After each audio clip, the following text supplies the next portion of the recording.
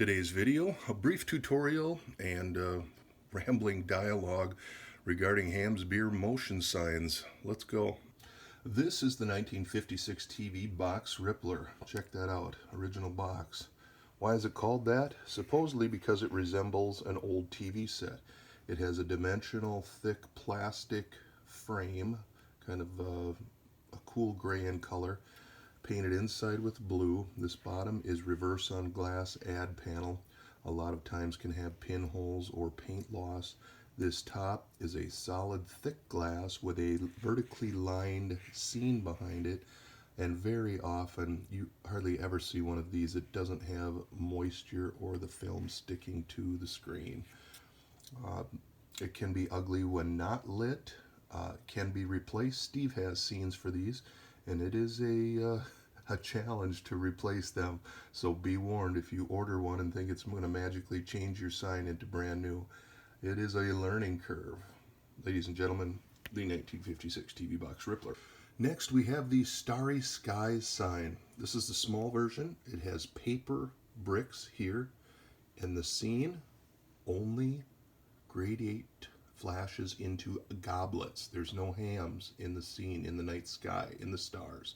Again, paper bricks. This back metal piece pierced with holes to allow the light to shine and come through. Check this for rust and such. Here's the large version. This has plastic bricks, alternates between the Hamm's logo, apostrophe S, and the goblet, so much more appealing, attractive, and people like this one more. This is a rare variation with the moon, aged and aged from moon to moon down here. This moon is printed on the metal panel. Do not accept imitators that may have put a vinyl sticker or paper sticker here. Paper bricks again, and just the goblets in the sky, but this moon adds a considerable value to its price and value. The 1965 Hamm's Anniversary Rippler, made for their 100th anniversary. These are plastic, also prone to wear and pitting. Check them out if you're considering buying a sign. They can also break here as they took the brunt of the wear and weight of the sign. Another thing that always goes bad on these is the dimensional curved fake plastic wood frame. Almost always chipped, sometimes missing. They are very hard to find for replacements. Currently there are no replacements offered, so improvise. I've seen guys put real wood frames on these. There is From the Land of Sky Blue Waters that shines through here. This is a dimensional logo, stands off the moving motion background, plastic patterned about 3/4 of an inch. This outside is metal, maybe missing, prone to wear, check it out. The back is lithographed or printed metal. It has Hamm's beer. It was a window sign, so it could attract people from both sides. White printing on a black metal frame. These are fairly tough. Now up in the $5 to $7.50, even higher on eBay, range in value, and a real attractive sign. These scenes are available for replacement. Again, moving on the vertical line motion theme like most of these Hamm signs. The infamous Hamm's Scenorama sign.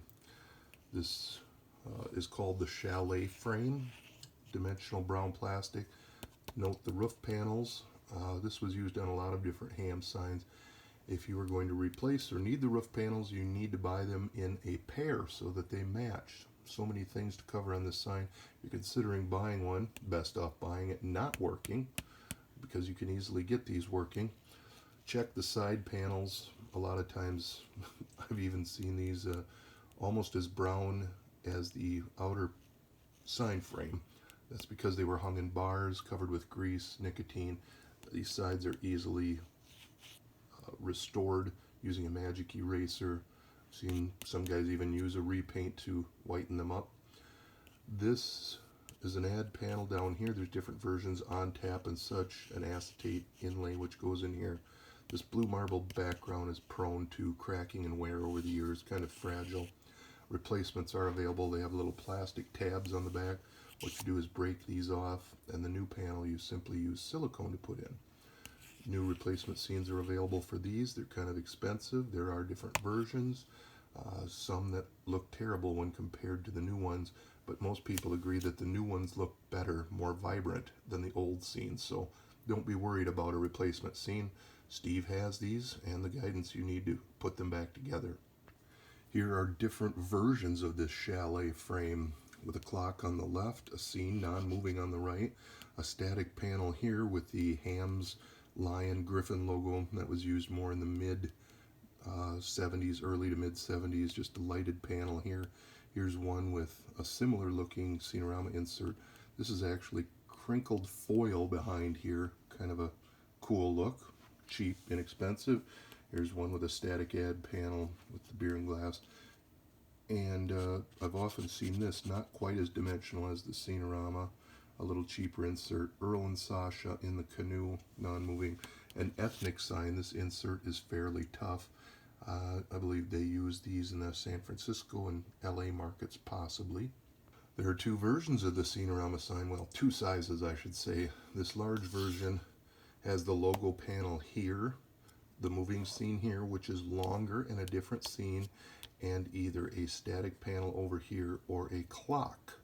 You can see the inner workings, that's for another video, but these signs are big and fragile, and I suppose 1,300 to 2,000 in value.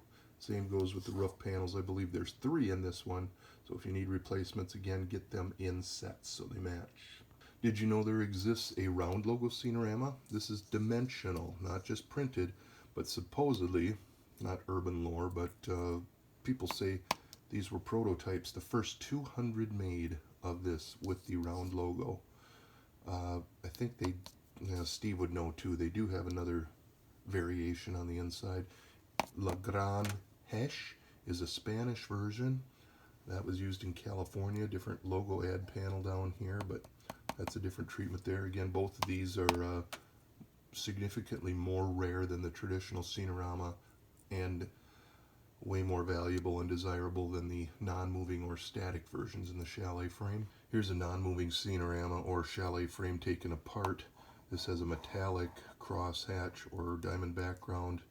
Here's the frame, fragile, a lot of times cracks, and plastic can be missing from these screw holes. But to check out your Scenorama inside, just pop 1, 2, 3, 4 screws and this lifts off. There's your static scene right there. Another tip that I just thought of. An easy way to refurbish and make signs look new is to go get a piece of acrylic or acetate that goes in this panel. What you should do, or what Steve does, just a tip, a lot of times see this inner white metal frame. This would come loose and is very known and a culprit for scratching scenes horizontally. Those white lines that go across here, usually these screws coming out are the culprit. So when you replace this acetate, Steve has it cut to the bottom frame so gravity helps it sit down there, and then uses a silicone removing these inner white frame pieces, which are known troublemakers. So if you want to refurbish your Scenorama pretty inexpensively, one part is to replace this inner acrylic, which you can get cut at any hardware store. Again, have it rest on the bottom and then silicone the rest. That'll put a new nice clear scratch and fog free look on your Scenorama. Short, sweet, and anything but complete. Here was a brief Hamm's motion sign video shot in the basement. My hand moving all over, my brain wandering aimlessly. But again, if you have more questions, tips, tasty dip recipes, email or call Steve or I at ibuyoldbeer.com.